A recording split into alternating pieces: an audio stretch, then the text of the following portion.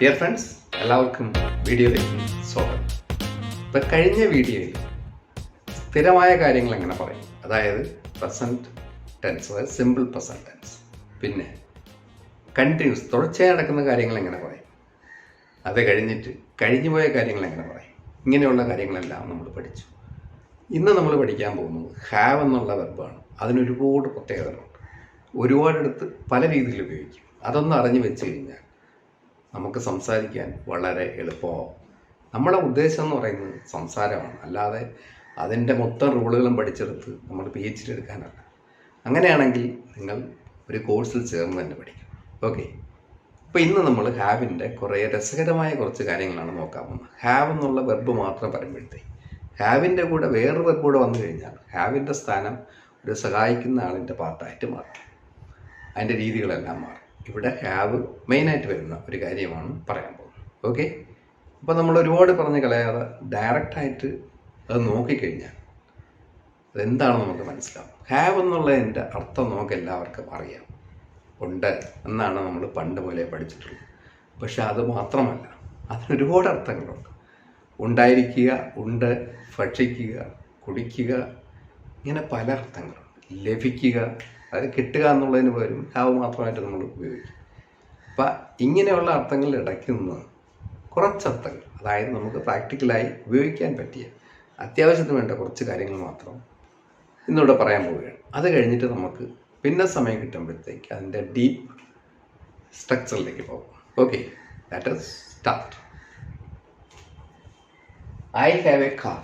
ഈ സെൻറ്റൻസ് നമുക്കറിയാം, ഒരു സംശയമില്ല. എനിക്കൊരു കാർ ഉണ്ട് അല്ലെങ്കിൽ ഉണ്ടാകുന്നു.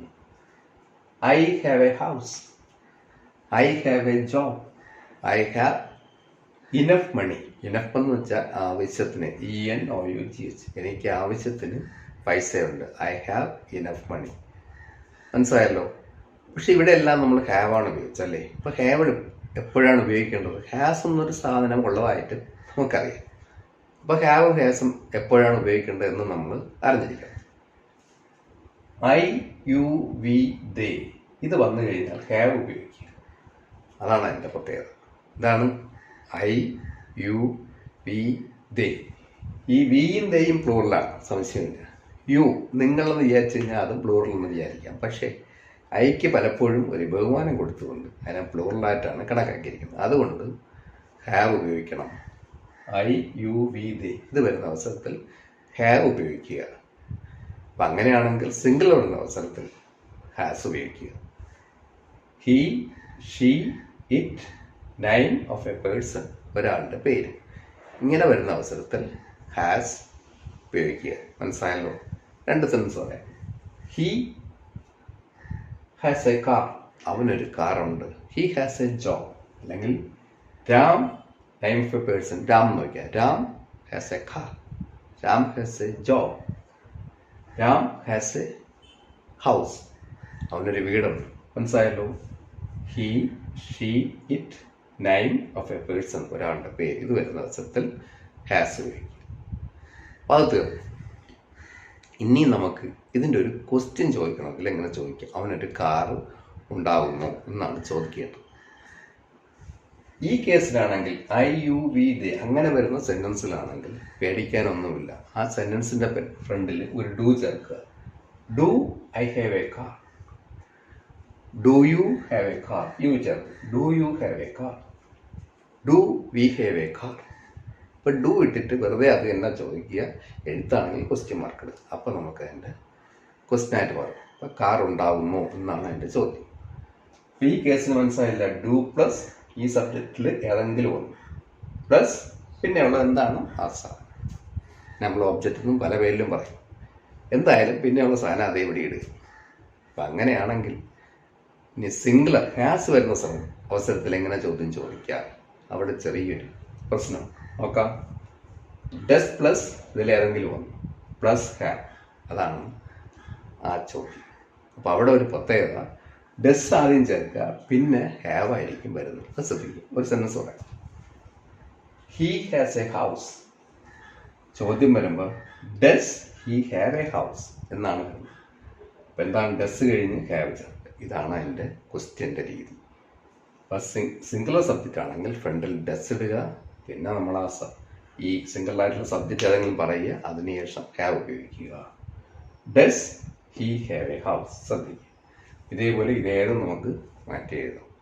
അപ്പം ഇങ്ങനെയുള്ള ഈ ചോദ്യം പ്രത്യേകിച്ചും നമ്മളൊരു പ്രാക്ടിക്കലായി നമ്മൾ ചോദിക്കാനുള്ള ഒരു സാധ്യത വളരെ കുറവാണ്. അങ്ങനെ ചോദിച്ചാൽ തന്നെ കേൾക്കുന്നവർക്ക് അത് എളുപ്പത്തിൽ പിടികിട്ടണമെന്നും ഇല്ല, സാധാരണക്കാരൻ. അതുകൊണ്ട് അതിന് വേണമെങ്കിൽ നമ്മുടെ ഉദ്ദേശം ശരിക്കും സംസാരിക്കുക എന്നുള്ളതാണ്, അല്ലേ? അതാണ്. അപ്പോൾ നമുക്ക് എന്ത് ചെയ്യണം? അതിനെ പ്രാക്ടിക്കലായിട്ട് ഇപ്പം വളഞ്ഞ വഴി കൂടെ ഈ സെൻസ് നമ്മൾ ഒപ്പിച്ചെടുക്കുക. ഞാനൊരു വഴി പറഞ്ഞുതരാം, നോക്കൂ. He has a house. I think so. Am I right? അപ്പോൾ അവന് നമ്മൾ does he have a house എന്ന് ചോദിക്കുന്നതിന് പകരം നമ്മളൊരു വളഞ്ഞ വഴി ചോദിച്ചാൽ he has a house. I think so. Am I right? He has a job. Am I right? അവനൊരു നല്ല ജോലിയുണ്ട്. He has a good job. Am I right? ശരിയാണ്. ആ രീതിയിൽ നമുക്ക് വേണമെങ്കിൽ ഈ ക്വസ്റ്റ്യനെ നമുക്ക് ഓവർകം ചെയ്യാം. വേറെ രീതിയിൽ ഈ അർത്ഥം നമുക്ക് കൊണ്ടുവരാം. നമ്മുടെ ഉദ്ദേശം, നമ്മളെ ഐഡിയ അല്ലെങ്കിൽ നമ്മൾ എന്താണ് ചോദിക്കാൻ ഉദ്ദേശിക്കുന്നത് മറ്റുള്ളവരെ ബോധ്യപ്പെടുത്തുക എന്നുള്ളതാണ്. അതിന് നമുക്ക് ഏത് മാർഗവും ഉപയോഗിക്കാം.